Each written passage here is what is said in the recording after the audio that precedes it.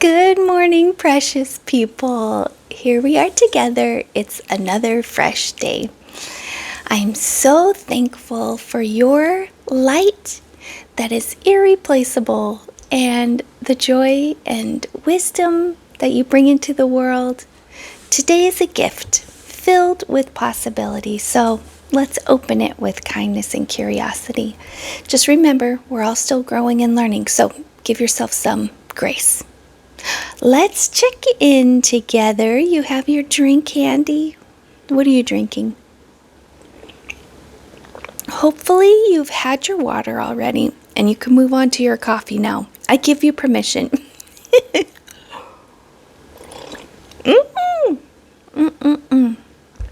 I gave myself permission. I had some water. I've been awake for quite a while, so had plenty of time to drink water, get my coffee. Let's take a breath. Check in with yourself, okay? Let's do this together. Breathe in.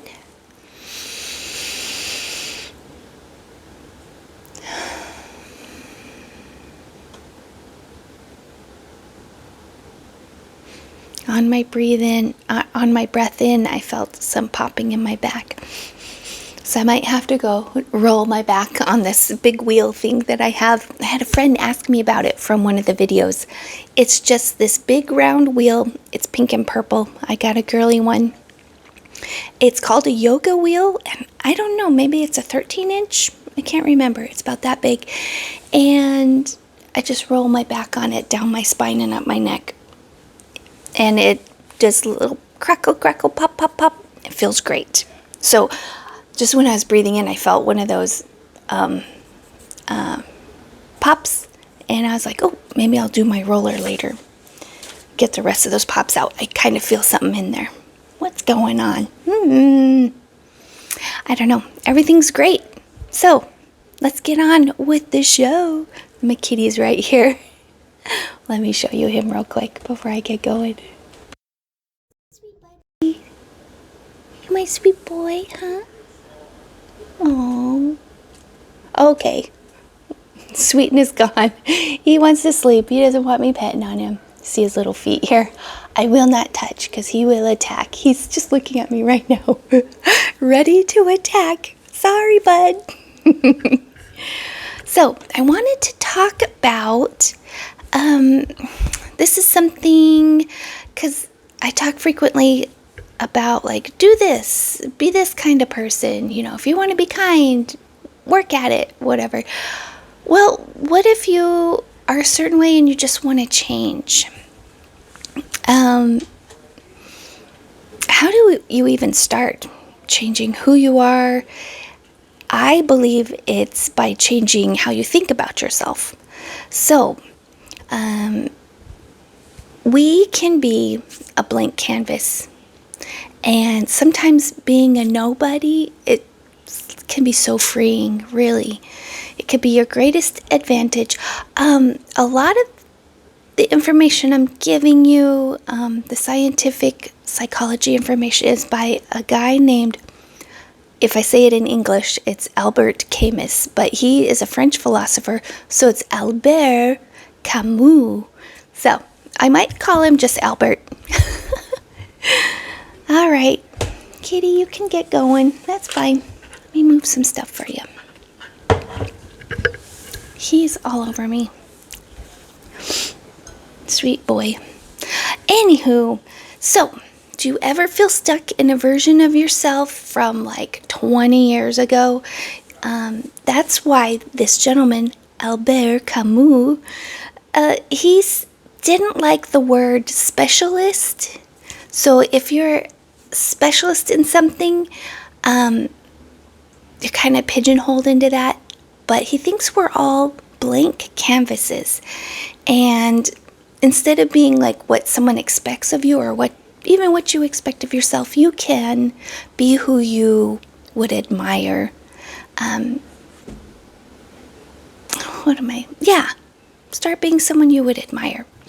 So, he's a famous philosopher and was often described by others as a specialist in certain types of thought. He hated it because the word specialist means somebody who's finished growing in that area of their life. And a specialist gets locked into a box. So Camus, Albert, believed that we're essentially blank canvases. And while some people find that idea kind of scary, he saw it as an enormous opportunity, because if you aren't just one thing, you can be anything. And I just want to talk about how, if you choose to, or if it's become an issue for you that other people's expectations of you has been a burden, you can stop being the you that other people are expecting and be the you that you're choosing to be. A brand new design, a brand new creature. So, what science says that backs up the philosophy is that we used to think of the brain as this like fixed thing after a certain age. I mean, there is research that shows you're still developing certain things up to age 25, but it's not like you reach 25 and you stop growing or your brain stops growing. It's called, and you've probably heard this already, neuroplasticity. It's your brain's ability to reorganize itself by forming new neural connections all throughout your life. So you can teach an old dog new tricks, right? But even beyond the neuroplasticity, there's something called a narrative identity. This is so powerful because it's what you're saying to yourself. This is an internal story you tell about who you are. So most people, this story that they developed about themselves started in childhood. This is reminiscent of just your experience and your memories you've had in the past. Like, I'm the person who doesn't do good at math. I'm not a math person. I'm a person who overreacts. I'm an overthinker. You know, you can be telling yourself these things, but if you want to change, you can do what's called a narrative shift. So you can decide that today is, today or this year, this is day zero, this is year zero, where your mind is a blank canvas every morning, and it's only your memory and your experiences that are trying to paint you in this same old picture every day. So I wanted to have this as like a tool. How do you use this like blank canvas idea as a tool? So you can do an admiration audit. You can think of somebody in your life, and I had somebody in my mind already. Think of somebody you admire and write down 3 traits of theirs.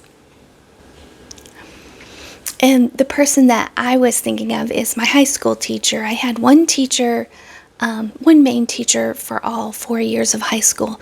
And think of that person you admire, write down 3 of the traits. And I guess the traits I most admired is her strength, her wisdom, and her humor. I tell you what, she was, I believe she was retired Army sergeant. I know her kids called her Sarge. So she was in the Army. She was a tough lady. And I just loved her strength, her humor. Just, you wouldn't even expect it. She was funny in ways you just didn't even expect. So that's step 1. Think of someone you admire. Get 3 of their traits you'd like to emulate. Now, this is as if. The second step is as if. You act as if those traits are already yours. So if you're admiring somebody who isn't a doormat, then you can practice saying no to people. You know, it's, I guess you could think, some people might feel like it's imposter syndrome or you're being a fake person, but it really is emulating those things that you admire in other people and acting as if those are already traits of yours. And then the third step is to abandon the specialist label. So if you keep saying, I'm not a leader, I'm not really a tech person, I'm not into learning things, I have a hard time, I'm this person, I'm that person. Yeah, you're not a specialist in tech, but guess what? You're a blank canvas who can learn, and you can start over new. You can search YouTube videos like on how to edit your videos, which I need. I'm not really to that point with my videos yet to edit them at all. But if I choose to, if I'm like, I'm a person who edits videos, I know I can learn it is the thing. I have this blank canvas. I don't have this idea within myself like I can't learn things. So yeah, it starts with that narrative shift, and that's how you do it. You emulate, you act as if you have those traits you admire, and then you just move forward, knowing that every day is a fresh new day. So I wanted to talk about something the Bible even says about this idea, because it's a profound concept, reinventing yourself, making things new. So in 2 Corinthians 5:17, it says, therefore, if anyone is in Christ, he is a new creation. The old has passed away. Behold, the new has come. It's talking about being renewed in the spirit. Our spirit is renewed. You're a new creation, especially when you've turned to the Lord. It is an amazing feeling. If you haven't tried it, look into it. Pray about it. Think about it. Well, probably first thing is to think about it. Read about it. I would love that experience for everybody, to tell you the truth. So the Bible's talking about the ultimate blank canvas. It's the idea that your past, your mistakes, your frustrations, your failed projects, those don't define you today. In Lamentations 3:22 and 23, it reminds us that His mercies are new every morning. The Creator gives us a fresh canvas every 24 hours, and you can muddy that canvas with yesterday's mess, or you can start new, start fresh, change your narrative of yourself, shift that narrative shift. So I guess what I'm boiling all that down to is that you don't have to be like some huge hero, leader, George Washington type. I keep thinking of George Washington, I'm like, as the ultimate like revolutionary. You don't need that to become this new person that you want to be, to make changes in your life. You just have to be willing to just find something in yourself that you would like to change, and find a way to become that man or woman who has those traits.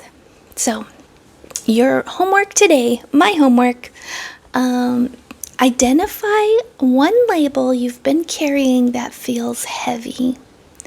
Some idea you have about yourself, some label you've put on yourself that feels heavy. So it's something that's limiting to you. It's something that comes up and prevents you from doing something you really want, or being the person you really want to be. You can decide right now that doesn't belong on your canvas. That doesn't belong on today's new, fresh canvas. Every day is fresh and new, and a new creature God has made you. So you don't have to keep digging through yesterday's canvases or 20 years ago when you decided that you're going to be a good listener, and that's you're going to let everyone trample all over you and dump on you. It's like, yeah, you can be a good listener, but it's like, I'm a smart listener. You can change that narrative in your head. I'm a smart listener now. I give good advice. When I hear something, I give good advice. Let's see. Oh, I had 3 resources I wanted to go over. I still have a few minutes here. Something called, it's by Jordan Peterson, and he had the five personality traits test. I think it's called 5 aspects. I can't remember. Great. I can't remember how much I paid for that. Maybe $10, or was it free? This was a while ago, and I learned so much about myself. But he has this other thing called the Self-Authoring Program. It was developed by clinical psychologists. This is a series of writing prompts designed to help you re-author your past and then make a plan for a new future. And it's this Albert's theories in practice. So I did look at it. It's $30, and what you get is the ability to go through this self-authoring program. Then I believe you get a code you can send to a friend. So you kind of get 2 for 1. There's another tool here. Man's Search for Meaning by Viktor Frankl. While Camus looked at the absurd, Frankl looked at the meaning. It's the essential companion piece for anyone trying to build a new life on a blank canvas. Viktor Frankl. I haven't actually heard of him before. I did want to look this up. So I went to this website. It's called pursuit-of-happiness.org. Happiness and meaning. Yeah, it's looking for meaning in your life. Oh, I did. Yes. Because you can pursue happiness, pursue pleasure, change that, make that blank canvas every day. But then if there's no meaning in your life, no depth, no purpose, that happiness is not sustained. I remember I did. I was funny because when I saw that name, Viktor Frankl, I was like, I don't think I know about this. Why am I looking this up? Then I was like, oh yeah, I do remember. Do you guys ever do that where you're like looking at something and you're like, oh, why did I even write that down? You're like, oh yeah. I don't know. That happens to me kind of a lot, especially when I'm not taking my brain pills. So then there's one more thing I wanted to tell you about. It's called Future Me. It's a tool that allows you to write an email to your future self, and well, this Future Me, that's a tool to send yourself an email in the future. It's you can use it to paint the vision of who you are becoming and send it to yourself anywhere from 6 months to, I think, maybe 10 years. I was going to do that. Visit Future Me. Let me give you that website. Oh, it's just futureme.org. And your choice is 6 months, 1 year, 3 years, 5 years, or 10 years. Or you can choose a specific date to send yourself an email. And it was funny, just a minute ago, my son was walking down the hallway and he heard me talking about Future Me. He's like, I used that. It was so fun. It's a cool thing. So it starts, it auto-populates a prompt that says, Dear Future Me. So do that today. Go to futureme.org and set an email for yourself for the future. Congratulate yourself on something you've accomplished. If you have any thoughts on what I've said today, go ahead and leave a comment. Every single day is a chance to grow and learn and become more of the wonderful person you are. The world is better with your light in it. Thanks for sharing time today. I hope you have a wonderful rest of your day, and I'll see you tomorrow. But until then, just enjoy life. Make a change if you want to change, and start by changing that narrative in your mind. Okay, have a good one. Bye.